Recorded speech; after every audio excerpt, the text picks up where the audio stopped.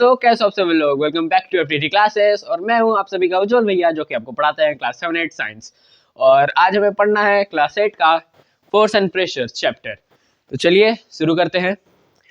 तो force is a physical cause which makes change और try to change in the position of a body. ये force क्या होता है? Force is a physical cause. Force एक physical cause है जो चेंज करता है और ट्राई करता है चेंज करने का the position of a body. एक बॉडी के पोजीशन को चेंज करता है और ट्राई करता है, अगर चेंज ना हो तो ट्राई करता है चेंज करने का position of a body. Position का बॉडी के पोजीशन को चेंज करने का ट्राई करता है फोर्स एक फिजिकल कॉज है जो कि ट्राई करता है चेंज करना पोजीशन ऑफ द बॉडी। ठीक है, फॉर एग्जाम्पल इसका एग्जाम्पल है पुशिंग अ टेबल।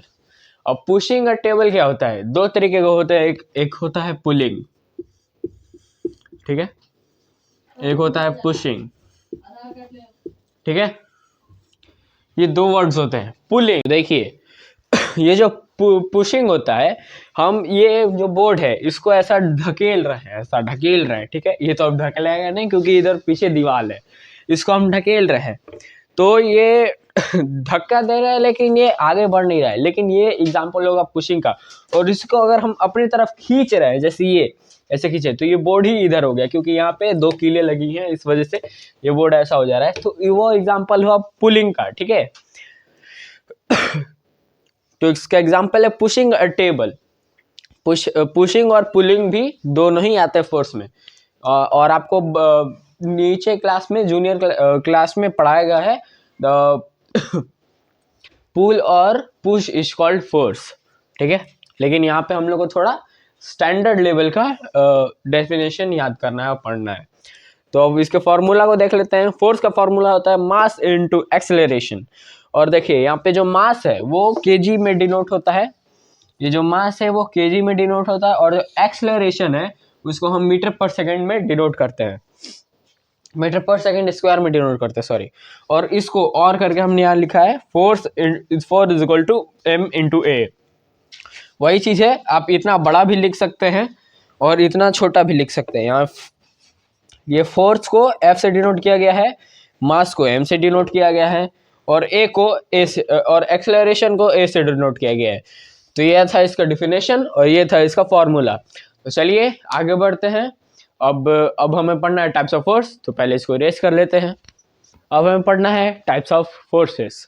तो हमारे पास दो टाइप के फोर्सेस हैं। There are two types of force. First one is contact force, second one is non contact force, ठीक है। तो contact force, surface are in contact. Contact force में सरफेस जो होता है बॉडी का और उस जिस पे वो रखा हुआ है, यानी ये जो मार्कर है मेरे हाथ पे ऐसे रखा हुआ है, तो इसका मार्कर का सरफेस और मेरे हाथ का सरफेस कांटेक्ट में हो रहा है, तब जाके कांटेक्ट फोर्स लगता है। और जो सेकंड है non contact force, surface are not in contact. इसमें लिखा है जो सरफेस है वो कांटेक्ट में नहीं होता है लेकिन फिर भी फोर्स लगता है। तो देखते हैं कांटेक्ट फोर्स और नॉन कांटेक्ट फोर्स का डेफिनेशन देखते हैं। चलिए पहले इसको इरेज कर लिया जाए। तो दोस्तों अब हमें पढ़ना है उस फोर्स के one of the type contact force के बारे में, ठीक है। तो contact force, the force which comes into play when the one surface of the body is in contact with the surface of another body. इसमें लिखा है the force which comes into play when the one surface, यानी वैसा force जो होता है तब जब किसी बॉडी का एक सरफेस दूसरे बॉडी के सरफेस से कनेक्ट हो, यानी कांटेक्ट में हो, यानी सटा हुआ हो।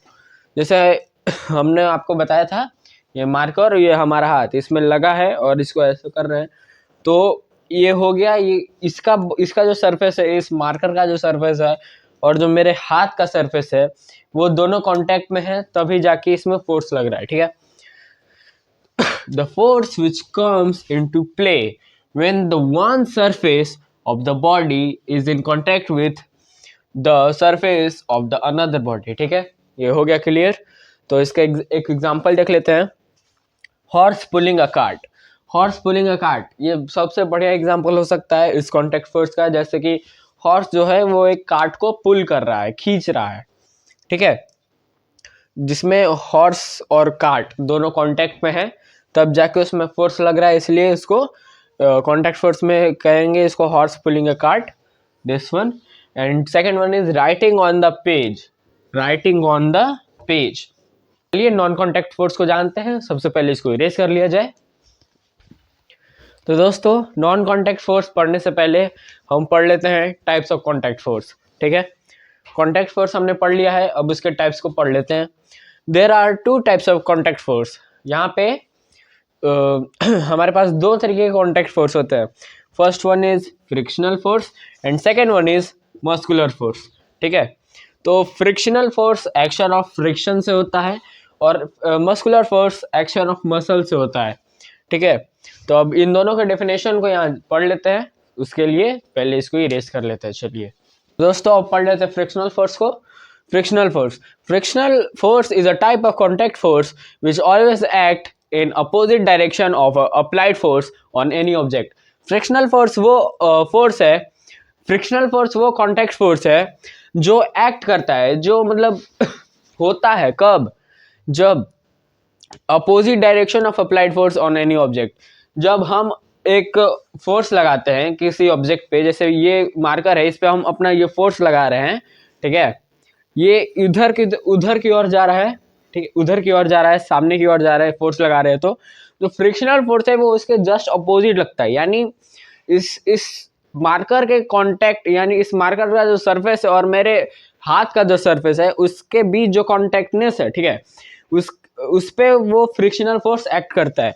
दोस्तों यहाँ पे ये मान लीजिए एक ऑब्जेक्ट है और ये उसका ये सरफेस है, ठीक है, यहाँ पे उसका एक पथ है, ये जो ऑब्जेक्ट जा रहा है इस तरफ जा रहा है और ये जो कॉन्टेक्टनेस है, मान लीजिए ये थोड़ा चला तो यहाँ तक पहुँचा, ठीक है, ये फिर जो ये वाला जो कॉन्टेक्टनेस है, दिस कॉन्टेक्टनेस, इसका जो फ्रिक्शनल फोर्स होगा वो इसके अपोजिट डायरेक्शन में अप्लाई होगा। ये हमने फोर्स इस पे लगाया इस ऑब्जेक्ट पे उस तरफ, लेकिन जो फ्रिक्शनल फोर्स होता है वो एक्ट करता है उस अप्लाइड फोर्स के जस्ट अपोजिट, ठीक है। यही था फ्रिक्शनल फोर्स। अब उसके कुछ एग्जांपल वगैरह देख लेते हैं।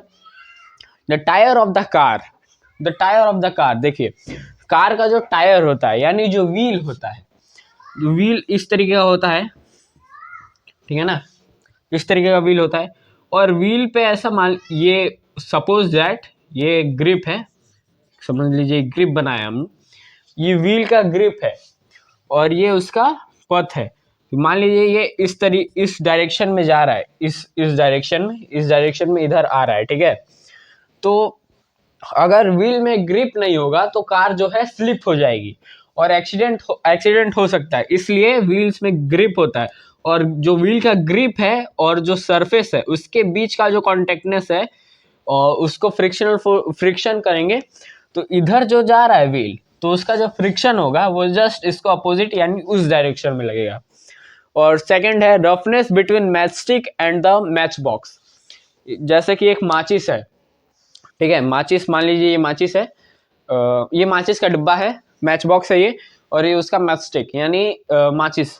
और अगर हम उसको ऐसा रगड़ते हैं उस मैच बॉक्स पे, ऐसा अगर रगड़ते हैं उस पे, तब जाके उसमें आग लगती है, उस मैच बॉक्स में, मैच स्टिक में। रुकिए आपको उसका प्रैक्टिकल करके दिखाते हैं, जस्ट वेट मिनट। दोस्तों अब हम आपको दिखाने जा रहे हैं वो एक्सपेरिमेंट जो कि हमने आपको बताया था मैच स्टिक वाला। तो देखिए जैसा कि अब हमारे पास ये मैच बॉक्स है, इसके अंदर में एक माचिस की तीली निकालते हैं मैच स्टिक के, ये मैच स्टिक है और ये उसका मैच बॉक्स। तो हम फ्रिक्शन पढ़ रहे थे, फ्रिक्शनल फोर्स पढ़ रहे थे, ठीक है। तब देखते हैं इसमें होता क्या है। तो दोस्तों अब इसमें का एक मैच स्टिक निकालते हैं, ठीक है, ये रहा मैच स्टिक, मैच बॉक्स, देखिए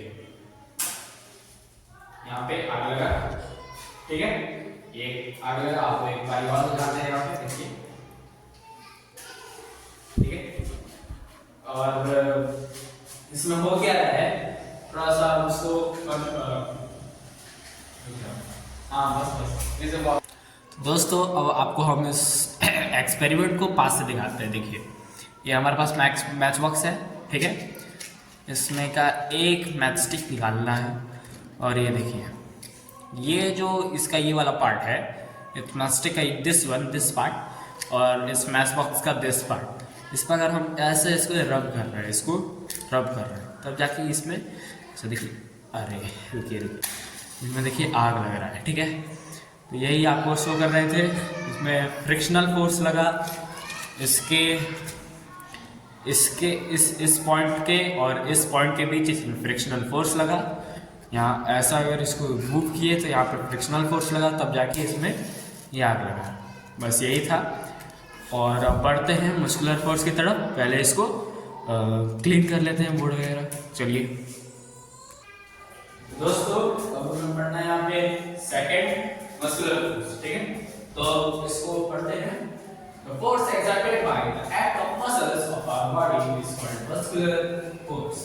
इसमें ये लिखा है कि जो फोर्स एक्सर्ट हो रहा है, यानी जो फोर्स लग रहा है, the act of our muscles, यानी मसल्स के एक्ट के द्वारा जो फोर्स लग रहा है उसको मस्कुलर फोर्स कहते हैं, ठीक है। तो फॉर इसके एग्जांपल लेते हैं, रनिंग है, जंपिंग है। रनिंग में हम लोग दौड़ रहे हैं तो उस पे हमारे मसल्स का फोर्स लग रहा है, हमारे पैरों का जो मसल्स है उसका फोर्स लग रहा है। जंप कर रहे हैं, उसमें भी हमारे पैरों के मसल्स का फोर्स लग रहा है। सेकंड है होल्डिंग 1 kg ऑफ शुगर, यानी 1 kg चीनी को होल्ड करके पकड़ना, उसमें भी हमारा फोर्स लग रहा है, ठीक है, मस्कुलर फोर्स। अब यहाँ पे है ये एनसीईआरटी का एक example, horse pulling a cart. यहाँ पे लिखा है हॉर्स पुलिंग अ कार्ट, ठीक है। जो हॉर्स है वो कार्ट को पुल कर रहा है, तो उसमें हॉर्स का जो मस्कुलर फोर्स है वो लग रहा है, हॉर्स का मस्कुलर फोर्स लग रहा है, और बीटीसी और भी बहुत तरीके के मस्कुलर फोर्स होते हैं। तो दोस्तों, आज के इस वाले वीडियो में बस इतना ही, और आई होप आपको ये वीडियो समझ आई होगी, सारे कॉन्सेप्ट आपको क्लियर हो गए होंगे। और इस वीडियो और इस चैप्टर की जल्दी ही पार्ट 2 आने वाली है। और तो अगर आपने अभी तक हमारे चैनल को सब्सक्राइब नहीं किया है तो कर लीजिए, और बेल आइकन को ऑल पे प्रेस कर दीजिए, ताकि हमारे नए वीडियो की नोटिफिकेशन आपके पास जल्द से जल्द पहुंच सके। और अपने लाइक करके अपने फ्रेंड्स को भी शेयर कर दीजिए, ताकि वो भी हमसे कुछ आकर सीख सके। तो अभी के लिए बस इतना ही, मिलते हैं अपने नेक्स्ट अपकमिंग वीडियो के साथ। तब तक के लिए जय हिंद, जय भारत।